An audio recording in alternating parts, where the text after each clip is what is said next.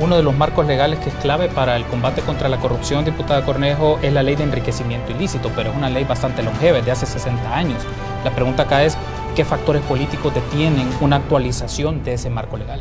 Bueno, yo primero quiero también compartir que el tema del combate a la corrupción e impunidad no solo requiere también un tema de nueva normativa o nueva legislación, sino también un compromiso por parte de las personas que están al frente, en este caso, de poder actualizar, de poder ejecutar. Sí, digo yo que también comparto con el doctor Sáenz que es uno de los temas primordiales. Sin embargo, también quiero compartir que hay como muchas deudas, y una de ellas es, por supuesto, la ley de enriquecimiento ilícito que tiene su data de 1956, si no me equivoco, y obviamente también, por supuesto, una ley de probidad que fue declarada inconstitucional y que tampoco hemos logrado avanzar en un tema de la discusión. Una nueva ley también que presentó el tema del Instituto de Ética Gubernamental, y que yo creo que también hay un complemento de otras instituciones, en donde Carlos, a mi juicio, también tiene que fortalecer y endurecer el tema de las sanciones, que creo que es un tema fundamental, pero creo que también es un tema de voluntad política. Más allá de qué detiene, es un tema de voluntad política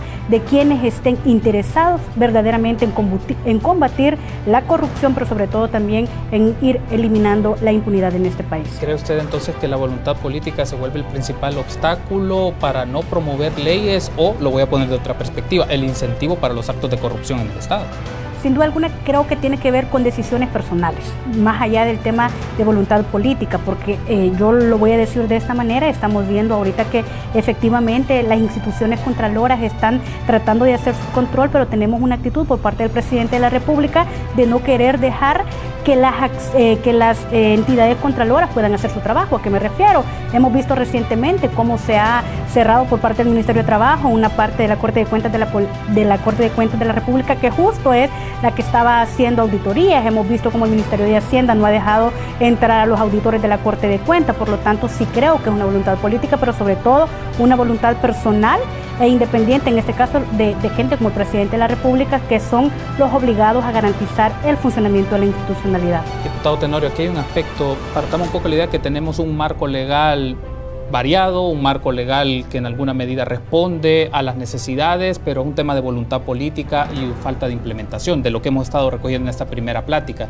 Le consulto a usted, en ese caso, ¿por qué se sigue dando la corrupción si tenemos leyes e instituciones lo suficientemente capaces para atacar este problema? Pero ¿por qué sigue existiendo la corrupción en las instituciones públicas por la variedad de casos que conoce la ciudadanía? Efectivamente, yo coincido mucho con el planteamiento del doctor Sáenz. Más que marcos regulatorios, porque los hay, y los hay en abundancia, Carlos, si no, déjenme expresarle que en los últimos 10 años, me recuerdo en este momento de 4 normativas, de 4 cuerpos de leyes muy incidentes y muy interesantes, que se concentran precisamente en el combate a la corrupción y también asimismo a la impunidad.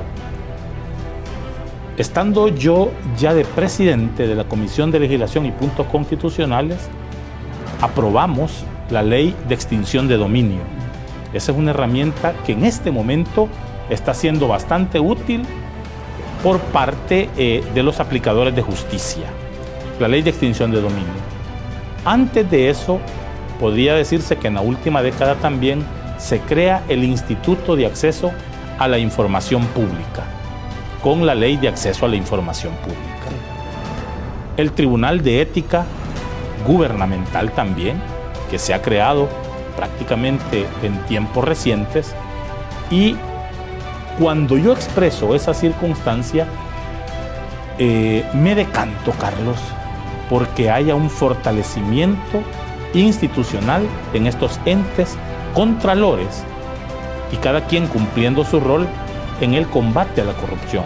Un fortalecimiento institucional que permita, por ejemplo, a la Corte de Cuentas, que es, llamémosle así, el ente regulador por excelencia en este tipo de materia. Entonces, la Corte de Cuentas de la República debe de modernizarse y debe de haber un fortalecimiento institucional. Debe de haber un fortalecimiento institucional y habrá que revisar qué propuestas de reformas pueden haber y por cierto, estas ya fueron presentadas precisamente por el presidente del Tribunal de Ética Gubernamental en la Comisión de Legislación para ver cómo se fortalece al Tribunal de Ética Gubernamental. Falta de voluntad política probablemente, pero en cuanto a normativa tenemos en abundancia y hay otras propuestas que por el momento no se han podido analizar como debería de ser, porque muchos piensan que hay propuestas que se están desarrollando de reformas a cuerpos de ley que riñen con el ordenamiento constitucional y hay que tener mucho cuidado con esa situación. Antes de hacer la primera pausa, le consulto, diputado Tenorio, entonces, si tenemos leyes robustas, leyes variadas y que se han ido actualizando con el paso de los años, ¿por qué se insiste en prácticas de corrupción o por qué hay casos de corrupción? ¿Es porque las personas o las figuras que llegan a estas instituciones de Contraloría tienen compromisos ya con instituciones, con grupos de poder o con el mismo gobierno? Es un mal endémico y vuelvo a retomar las expresiones del doctor Sáenz, que comúnmente está muy enraizado en toda América Latina. Lamentablemente, y hay que reconocer esa situación, porque las instituciones deben de fortalecerse y a veces no actúan con la contundencia que se espera. Aquí tenemos precedentes y ya sabemos de sobra cuáles son esos precedentes y en dónde se encuentran estas personas en este momento. Es decir, sí han habido resultados, pero se requiere de más esfuerzo. Comparto con la voluntad política, pero también no comparto del todo con un mayor fortalecimiento jurídico, porque las propuestas están sobre la mesa y se han hecho reformas también a estos últimos cuerpos de ley, llamémosle en estos últimos 10 años, en esta noche. Gracias por estar con nosotros y un saludo muy cordial a Mario Enrique Sáenz, miembro del Senado Consultivo de la Universidad Tecnológica, para tener la perspectiva académica de este tema. Bienvenido, Mario. Muchas gracias, Carlos, por la invitación. Creo que va a ser un buen programa con una buena perspectiva que deje réditos sociales en este país. Un primer programa, muchas expectativas y un tema interesante, si la próxima legislatura podrá combatir la corrupción. Y quiero iniciar con esto, Mario Enrique, que es interesante plantearlo de esta manera. Si vemos en perspectiva el marco legal que tiene nuestro país en la lucha contra la corrupción, ¿usted considera que este marco legal dificulta la manera en cómo puede actuar el Estado para combatir las prácticas corruptas?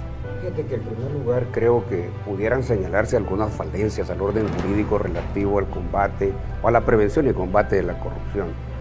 Pero me parece que no se trata de eso, a mí se trata de un fenómeno de actitud, de disposición, de buen propósito, no solo en este país, en todos los países latinoamericanos, en donde nosotros tenemos que tener enfrente una voluntad política para poder llevar adelante una lucha de prevención y de combate a la corrupción. Así es que, no, Carlos, creo que por el momento pudiera decirse desde la perspectiva jurídica existen bastantes instrumentos legales como para que una lucha de esta naturaleza pueda hacerse.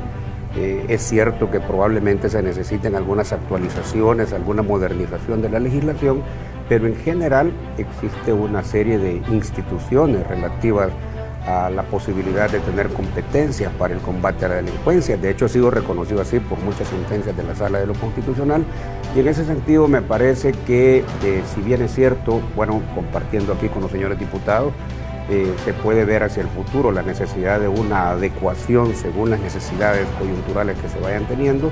Me parece que por el momento pudiéramos decir hay suficiente institucionalidad y marco jurídico para hacer un combate en ese sentido. Es un tema